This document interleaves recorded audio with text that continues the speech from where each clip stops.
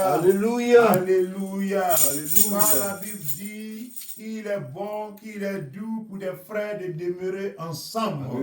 La Bible parle de la convivialité, l'entendre l'amour sans hypocrisie. Alléluia. Quand les frères demeurent ensemble, Dieu est content. Amen. Dieu aime l'union, il aime l'amour. C'est à cause de l'amour, il s'est transformé en être humain pour venir mourir sur la croix. Amen. Et il a dit, tout est accompli. Alléluia. Alléluia. Aujourd'hui, l'Éternel, dans sa miséricorde, dans sa bonté, dans sa grâce, nous parle dans le livre des 2 Corinthiens 3, de son verset 1 à 6. Amen. Ici, aujourd'hui, on va parler de la crédibilité du prédicateur, Amen. De la crédibilité, de la réputation, de l'héritage du pasteur, du bishop, du prédicateur et de l'ecclésiaste. Paul a dit, il parle aux Corinthiens, parce qu'il y a des torpilleurs qui sont rentrés dans l'église. Il y a des jaloux qui sont rentrés dans l'église pour le torpiller, pour le jeter à la vindicte populaire. Et il a dit, il leur pose la question, commençons-nous de nouveau à nous recommander nous-mêmes? Est-ce qu'un homme de Dieu se recommande lui-même? Est-ce qu'en tant qu'un pasteur, en tant qu'un prophète, en tant qu'un prédicateur, en tant qu'un ecclésiaste, est-ce que tu as besoin de crier sur tous les toits, je suis un homme de Dieu? Non! Alléluia. Donc Paul dit, où avons-nous besoin qu'ont quelques-uns de lettres de recommandation auprès de vous ou de votre part? Ça veut dire quoi? Dieu veut dire quoi? En tant qu'homme de Dieu, est-ce que tu as besoin de demander aux gens, je suis homme de Dieu? Est-ce que tu as besoin de demander aux gens, je suis légitime? Est-ce que tu as besoin de demander aux gens, je suis fort, j'ai le talent? Est-ce que tu as besoin de demander aux gens, et tu as besoin de l'approbation des gens ou l'approbation de Dieu? Parce que ce que tu fais, ce qui t'a été donné, ça a été donné par la grâce de Dieu. C'est Dieu qui a fait de toi un ministre. C'est Dieu qui a fait de toi un représentant digne du royaume de gloire qu'on appelle le royaume des cieux. C'est Dieu qui t'a choisi. C'est Dieu qui a dit faisons l'homme à notre image. Donc tout ce que tu as, l'approbation vient de Dieu parce que c'est lui qui t'envoie en mission. Alléluia. Alléluia. Donc ça veut dire que les critiques des uns et des autres n'ont aucune importance pourvu que tu sois dans les voies de Dieu, pourvu que ce que Dieu t'a confié porte fruit, pourvu qu'il y a la croissance et la maturité dans leur vie. C'est de ça Paul parle. Il dit Corinthiens, vous allez écouter les ondits, vous allez écouter les commérages, vous allez écouter les bavadages de rue, vous allez écouter les torpillages. Vous-même, vous êtes le fruit de notre travail. Vous-même, vous êtes la recommandation. Notre recommandation n'a rien à voir avec les êtres humains. Notre recommandation, c'est le fruit de l'esprit. Parce que vous avez grandi. Parmi vous, vous êtes des prophètes. Maintenant, vous voyez des visions. Maintenant, tu peux prophétiser. Maintenant, tu grandis. Maintenant, tu peux prier au nom de Jésus. Maintenant, tu peux chasser les démons. C'est ça la recommandation. À travers notre héritage, à travers tout ce que nous avons fait, notre enseignement, vous aviez évolué de bébés. Vous êtes devenus des adultes. De bébés, vous êtes devenus des enfants. Et maintenant, vous êtes devenus des adultes. Alléluia. Alléluia. Un homme de Dieu ne se justifie pas. L'esprit justifie l'homme de Dieu. Parce que si tu te justifies, cela veut dire ce que tu as ne vient pas de Dieu. Jésus a été accusé à tort et à travers. Mais les œuvres de Jésus ont justifié Jésus.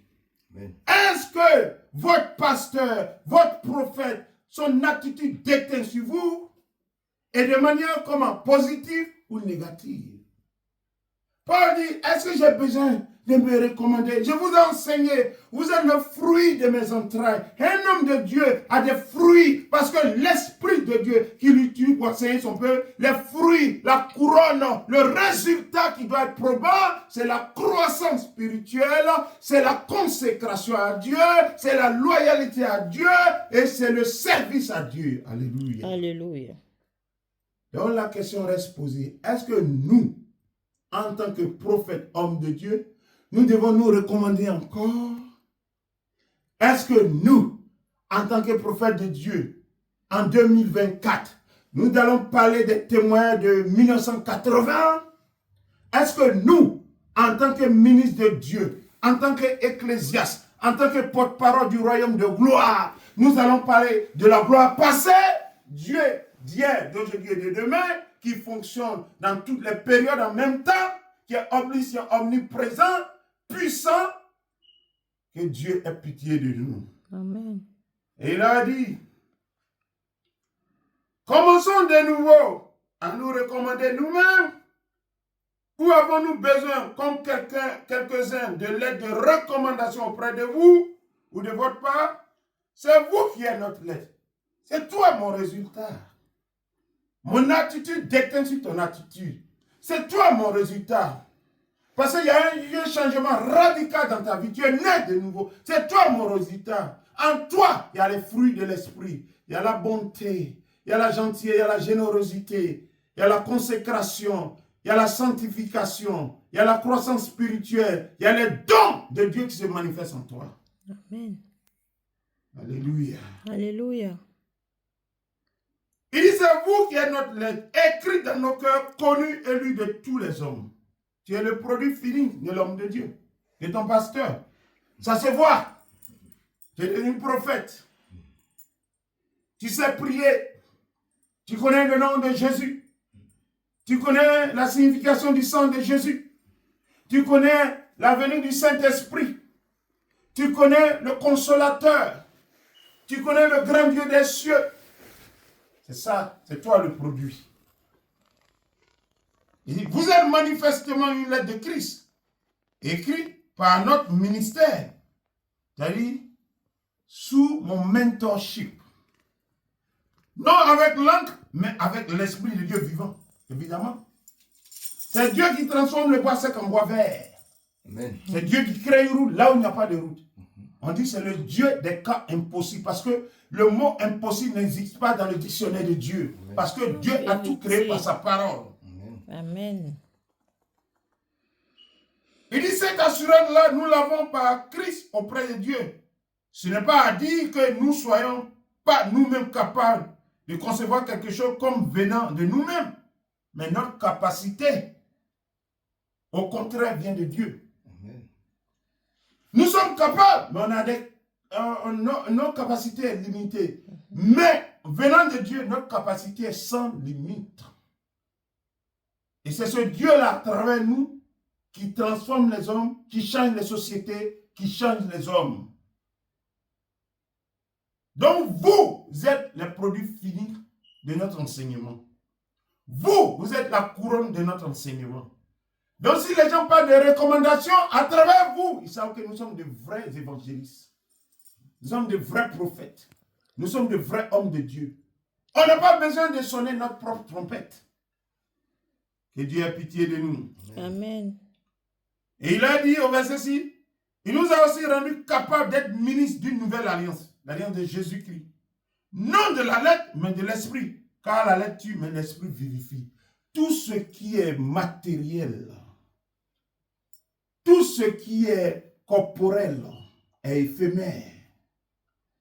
Mais ce qui vient de l'esprit est éternel. Amen. Ce que nous avons reçu, ça vient du Saint-Esprit. Amen. Et c'est là en permanence. Parce qu'il y a un dialogue constant entre nous et le Saint-Esprit. Et c'est l'Esprit de Dieu qui nous vivifie. Il dit, fils de l'homme, est-ce que ces ossements desséchés peuvent-ils vivre? Il dit, Seigneur, tu le sais. Pourquoi l'homme de Dieu a dit, tu le sais? Parce que c'est le créateur du ciel et de la terre. C'est lui qui a créé tout en existence. C'est lui, par sa parole, qui a appelé tout création en existence. Il dit, oui, mais Seigneur, tu me poses la question. Mais tu le sais. Il dit, maintenant, prophétise. Et quand il a prophétisé, les gens qui étaient déconnectés de Dieu, qui étaient séparés de Dieu, se sont réconciliés avec Dieu. Le miracle s'est produit dans leur vie et ils se sont réconciliés avec Dieu. Ils sont devenus de véritables enfants de Dieu. Il y a eu la transformation, la régénération et la transcendance. Ces trois mots sont toujours constants quand Dieu se manifeste. Amen. Et il y a un quatrième mot qu'on appelle la transfiguration. C'est-à-dire de l'état pécheur à l'état de repenti qui incarne la lumière du Christ. Amen. Il a dit, vous êtes la lumière du monde, le sel de la terre. Que Dieu nous bénisse. Amen. Qu'il nous fait grâce. Amen. Que toute vanité soit loin de notre vie. Amen. Que toute justification soit loin de notre vie. Amen. Que l'Esprit de Dieu lui-même nous annonce. Amen. Ah, il a dit, la ville qui est bâtie sur la montagne ne peut être caché. Que Dieu vous bénisse. Que la paix de Dieu soit avec vous. Amen.